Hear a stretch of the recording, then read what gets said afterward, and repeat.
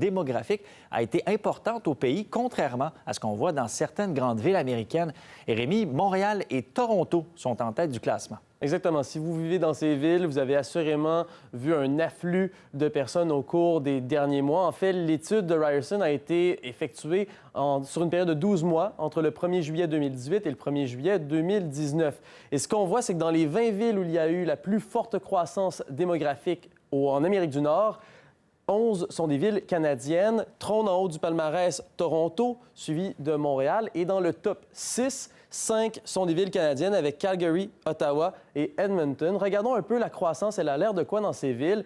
Toronto, vraiment, est en avance devant les autres avec 45 742 nouveaux résidents sur cette période de 12 mois. Montréal, en deuxième position, on parle là de 31 565 nouveaux résidents. Et si on regarde le reste du palmarès, vous allez voir à quel point Toronto a eu une croissance vraiment plus grande que ces autres villes. Phoenix, la seule ville américaine, 26 300 et quelques nouveaux résidents. Calgary, plus de 24 000. Ottawa, plus de 23 200. Et Edmonton, plus de 22 300. Alors, on voit que la croissance a été très bonne. Par contre, ce n'est pas le cas de toutes les grandes villes américaines. Certaines très connues, Chicago, Los Angeles, New York, ont vu une décroissance. Et à New York, vous allez voir, c'est encore plus que ce que Toronto que la croissance qu'a connue Toronto. 53 264 résidents ont quitté la grosse pomme. Alors, vraiment, le bilan démographique n'est pas le même partout en Amérique du Nord.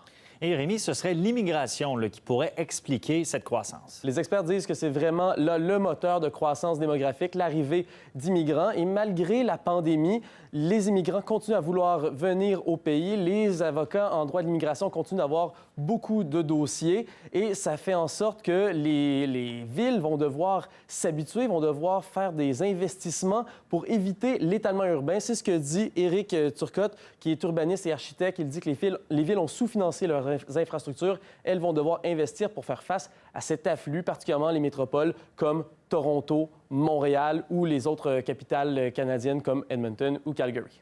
Merci Rémi. Je vous en prie.